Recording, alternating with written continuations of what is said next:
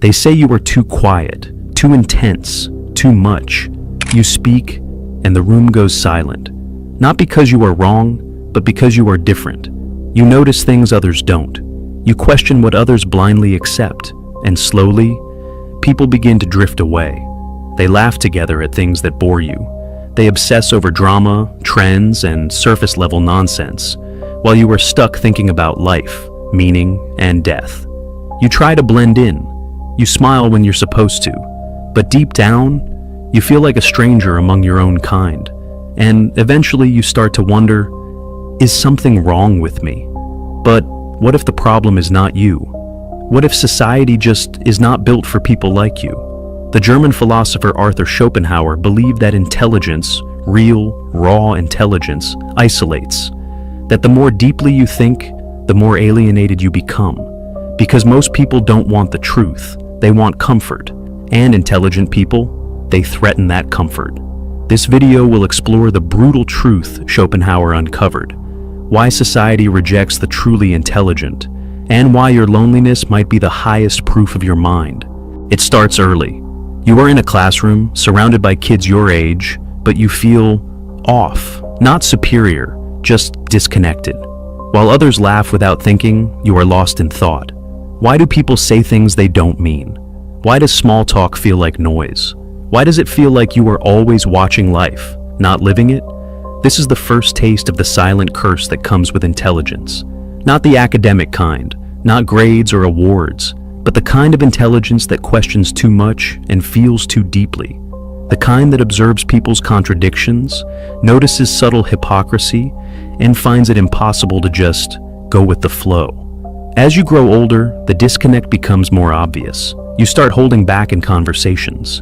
You have learned that honesty makes people uncomfortable, that asking why too many times kills the vibe. So you nod, smile, pretend, because being understood feels impossible. People often mistake you for arrogant, when in reality, you are just exhausted from trying to explain yourself. You are not cold. You have just learned that depth scares people, so you keep your insights locked away. Your questions, censored. Your pain, invisible. Here lies the paradox. Society claims to admire intelligence, yet it emotionally rejects those who possess it in its rawest form. We worship genius in theory, but in real life, the genuinely intelligent are isolated. Why? Because real intelligence does not just solve problems, it challenges norms. It sees through illusions. It questions what others blindly accept, and that makes people uncomfortable. You become too complex for surface-level connections, too analytical to enjoy small joys without dissecting them, too aware to relax. And the emotional cost? It's invisible, but crushing. You sit in rooms full of people, but feel alone. You long for a connection that reaches beyond the shallow, someone who does not just hear you, but truly gets you. But that person never comes. So you begin to wonder, is there something wrong with me? That's the unspoken tragedy. The world does not teach intelligent people how to deal with this type of loneliness. It teaches you how to succeed, how to perform, but not how to exist when your mind is wired differently. So you adapt. You become a chameleon, blending in, dumbing down, learning when to be silent, not because you want to, but because you have to. Because every time you spoke your truth, you paid the price. But deep inside, the weight builds. A quiet sadness, a hunger for meaning, a question, am I the only one who feels this way? You are not. In fact, what you feel, that silent suffering, is not proof of weakness. It's a signal of a rare mind trying to survive in a shallow world. And the philosopher Arthur Schopenhauer saw this pattern centuries ago. He didn't just understand your pain, he predicted it. There's a hidden rule that governs most of human society.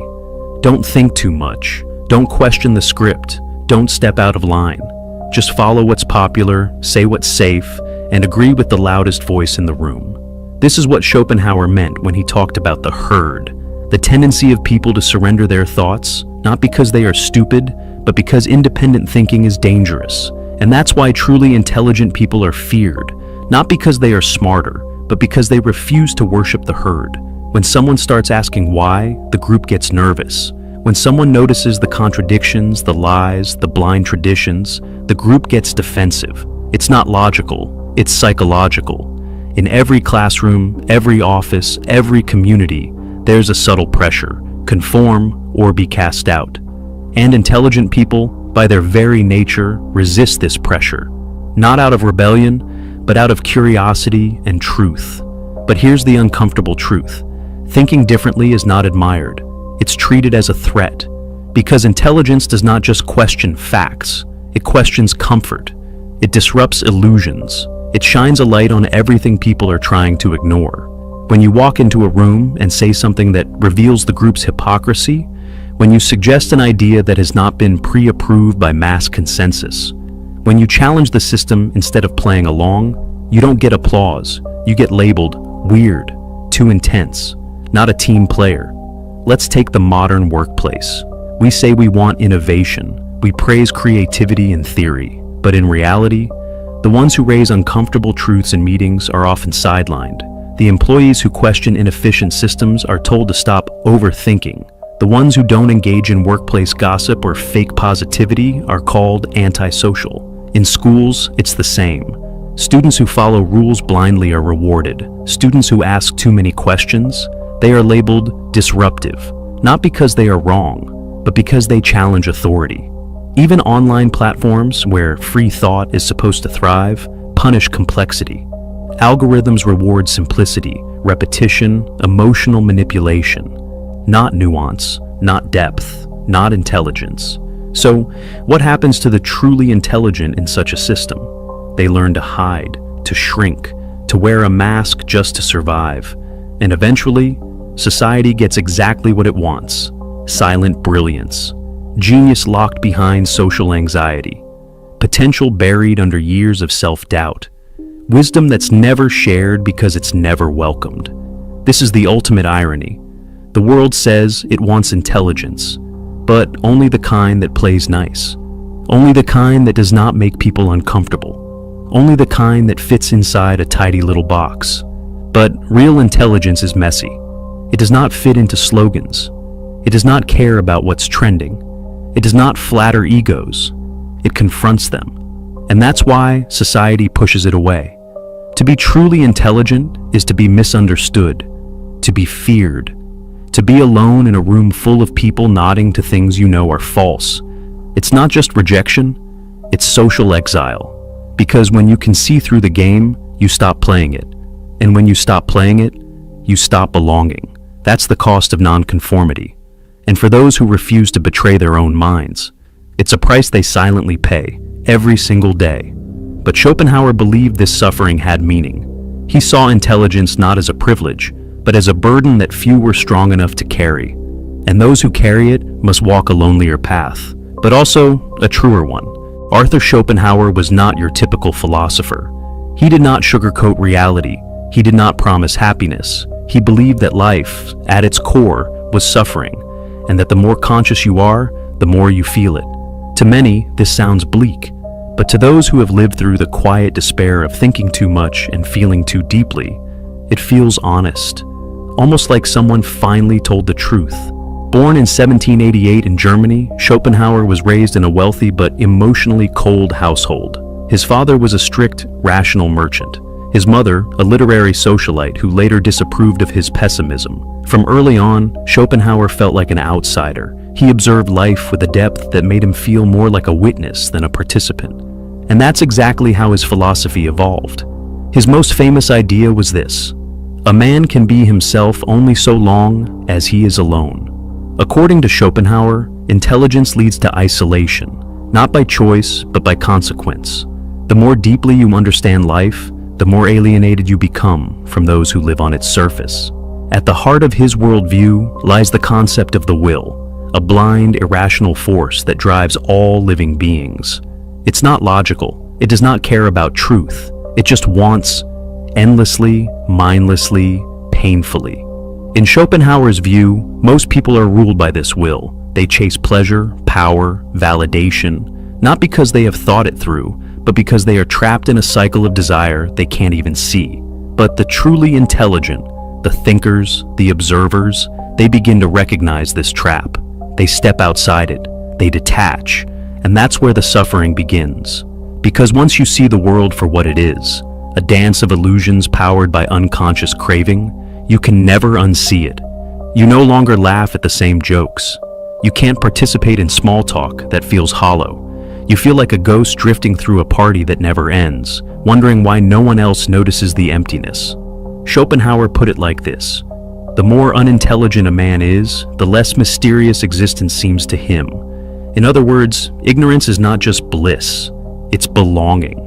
When you start asking deeper questions about meaning, mortality, morality, you lose your place in the tribe, not because people hate you, but because they don't understand you. Schopenhauer did not hate society. He just believed that society and solitude serve two different purposes. Society keeps you entertained, solitude makes you real. And the truly intelligent, they eventually crave what society cannot offer: silence, clarity, and authenticity. This is why Schopenhauer praised solitude not as loneliness, but as liberation. Great men are like eagles and build their nest on some lofty solitude. To him, intelligence was not glamorous. It was a curse that stripped away comfort and forced you into existential exile. And yet, he did not advocate despair. He believed there was a higher way to live, through contemplation, art, and philosophy.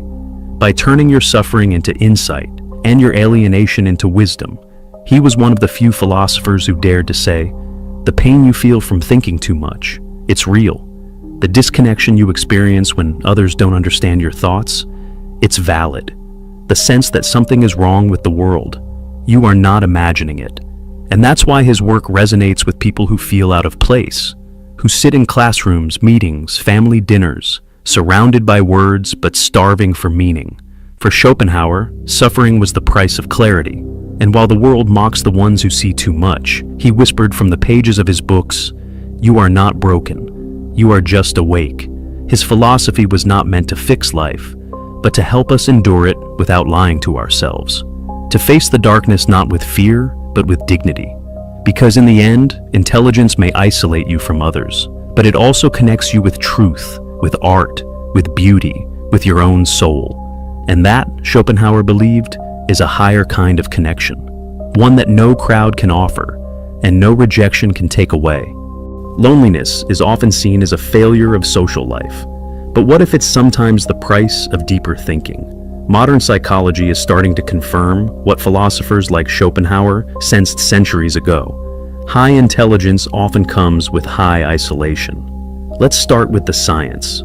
A 2016 study published in the British Journal of Psychology found something fascinating. The more intelligent a person is, the less satisfaction they report from frequent socializing. For most people, being around friends boosts happiness. But for highly intelligent individuals, too much social interaction actually leads to frustration, overstimulation, and emptiness. Why? Because the conversations often feel surface level. Because their minds crave depth, nuance, ideas, not gossip, repetition, or emotional noise. They may care about people, but they struggle with the form of connection that society offers. And this creates a kind of cognitive loneliness. It's not just about being alone. It's about being surrounded by people who don't think like you, and feeling more isolated than if you were physically alone. That's where the emotional paradox begins. On one hand, highly intelligent people are introspective. They analyze, reflect, overthink. They live in their heads, sculpting entire universes of thought that others may never see. But on the other hand, they are human. They still crave connection, intimacy, resonance. They want someone who does not just nod, but gets it, who hears the unsaid and understands the invisible. And that's the psychological trap. The smarter you are, the harder it is to find someone who understands your loneliness. This is not arrogance, it's neuroscience. Psychologist Dr. Thomas Suddendorf, an expert in cognitive evolution, explains that our brains evolved in small tribal groups of 100 to 150 people. Our intelligence was shaped by the need to survive and fit into tight social circles. But modern high IQ individuals live in a radically different environment. They process information faster, think in abstractions, challenge norms. They no longer fit the emotional blueprint of tribal belonging. and their minds become evolutionary misfits. The world has not caught up to their wiring, and it hurts. Because deep intelligence often brings emotional dysregulation, not because something's wrong, but because too much is going on inside. Imagine thinking 10 thoughts where others think one. Imagine noticing micro-expressions in every conversation. Imagine replaying one word someone said for hours, wondering what it meant. This sensitivity is not a superpower. It's a burden. It can lead to anxiety, depression, emotional burnout. Not because the world is hostile, but because it's not built to handle people who feel this much and think this deep. One Harvard study even suggested that highly intelligent children often report greater feelings of alienation and existential worry. From a young age, they realize they are different. And instead of being celebrated, this difference is often punished. They are told, "You think too much. Why can't you just be normal? Stop asking so many questions." So they internalize the message, maybe something's wrong with me. This leads to internal conflict, a push and pull between self-expression and self-protection. They want to open up, but they have been shut down too many times. They want to connect, but they have learned it's safer to withdraw. And so, they build emotional walls, hoping someone will notice the silence behind them. But most people never do.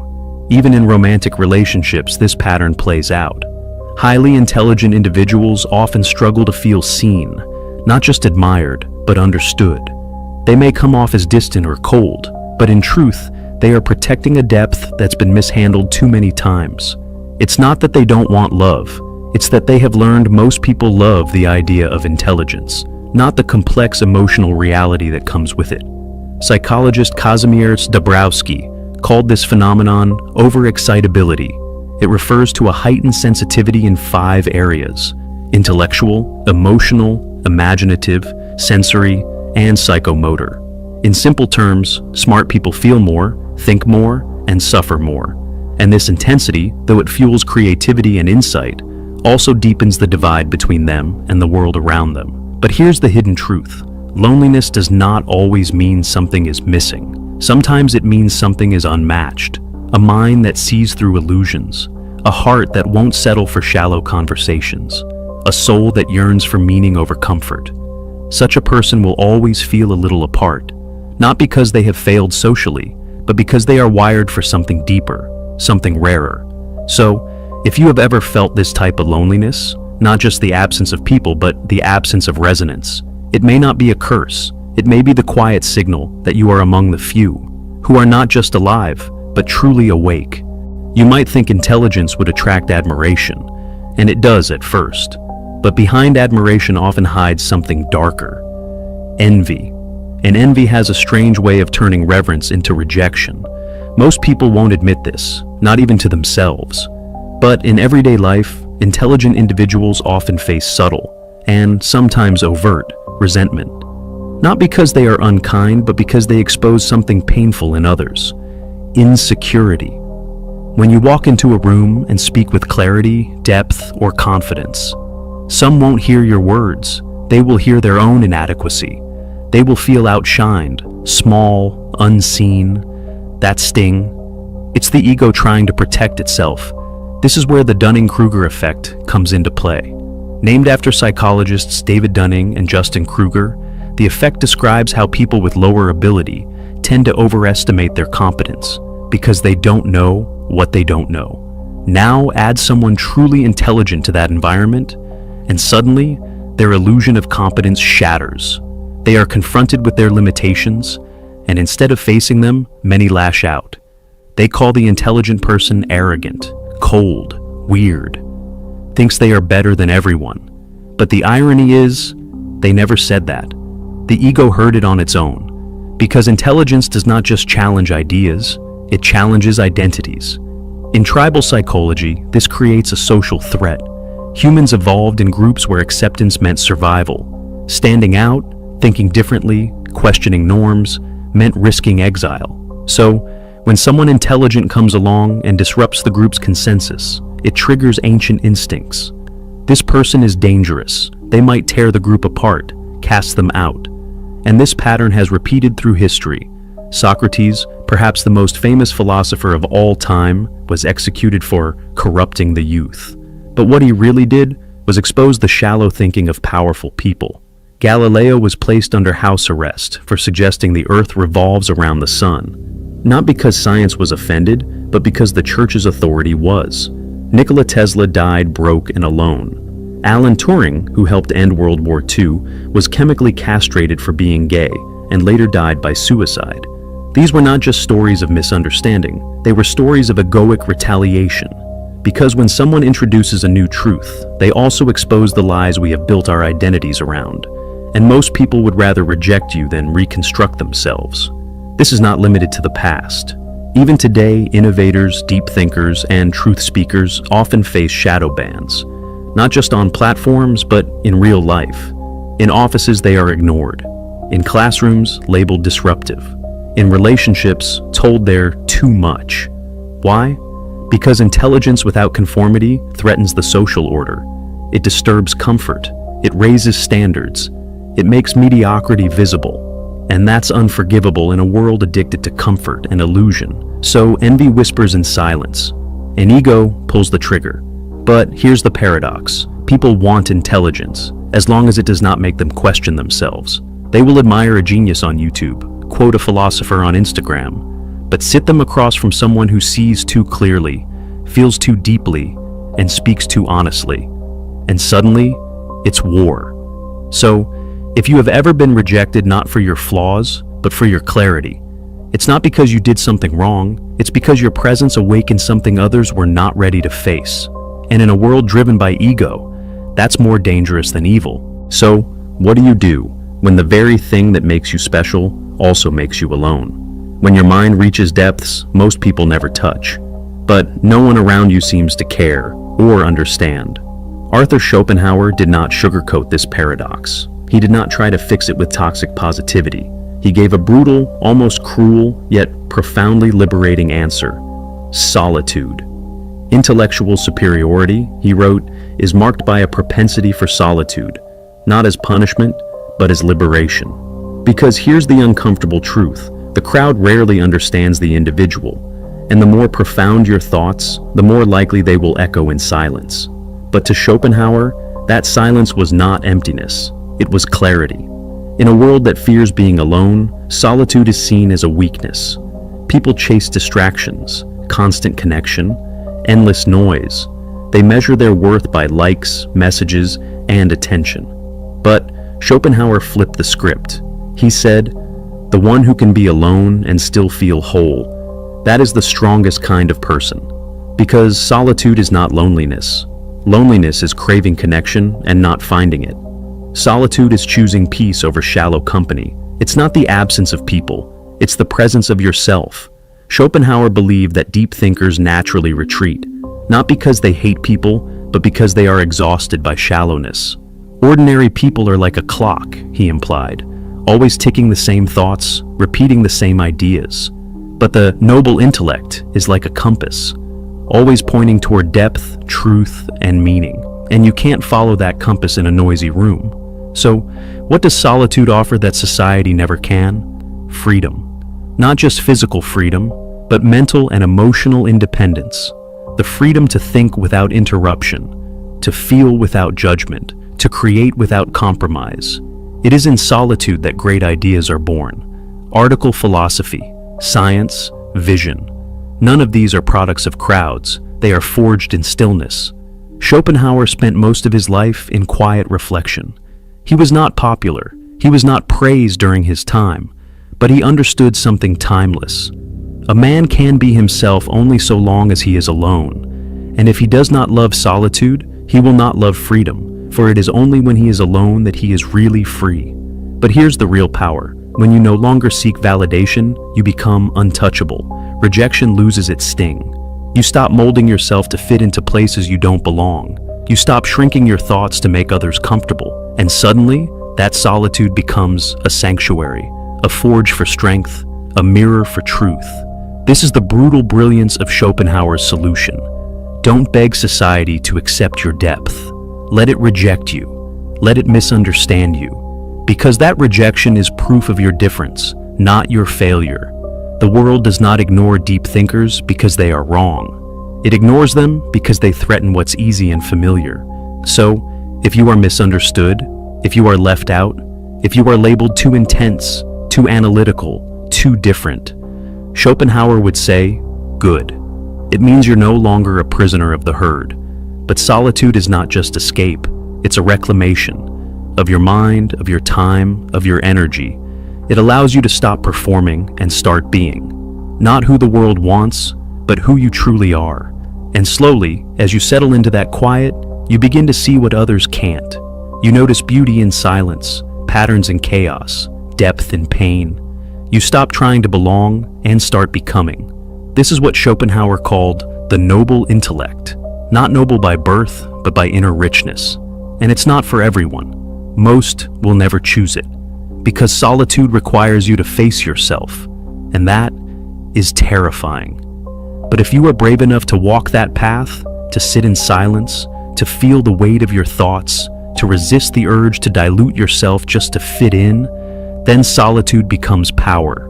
Not because it makes you special, but because it makes you real. So don't fear the loneliness that intelligence can bring. Let it shape you, let it deepen you, let it set you free. If you have ever felt out of place, like your thoughts are too heavy, your questions too deep, your emotions too intense for the world around you, you are not broken, you are not too much, you are just more aware. And that awareness, that depth, it comes with a cost. Loneliness, misunderstanding, rejection. But here's the truth no one tells you. That pain is not a flaw. It's a sign that you see what others don't, that you feel what others suppress, that you think in ways that challenge the comfort of the crowd. The very things that make you different are often the same things that make others uncomfortable. So they pull away, not because you are wrong, but because you remind them of what they refuse to face in themselves. This is the secret Schopenhauer understood.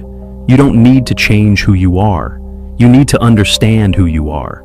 The journey of an intelligent soul is never linear. It moves from confusion, why don't I fit in, to clarity, maybe I was never meant to inner power, I don't need to. And somewhere along that path, loneliness transforms. It stops being a wound, it becomes a mirror that reflects your truth, your vision, your potential. Schopenhauer once wrote, "Great men are like eagles and build their nest on some lofty solitude, not because they are arrogant, but because they need the silence to see clearly, because from that height, you are no longer lost in the noise, you are above it. So if society rejects you, let it. That rejection is not a failure, it's confirmation, that you think deeply, that you feel honestly, that you are no longer willing to trade authenticity for approval. Let that be your proof. You're not lost, you're just ahead of your time, and in time, others may catch up, or they may not. But you will already be free. If you have made it this far, you are not just watching a video, you are searching for meaning, for truth, for something real. And I want you to know that already sets you apart. Maybe you have always felt different, like you think too much, feel too deeply, or care about things others ignore.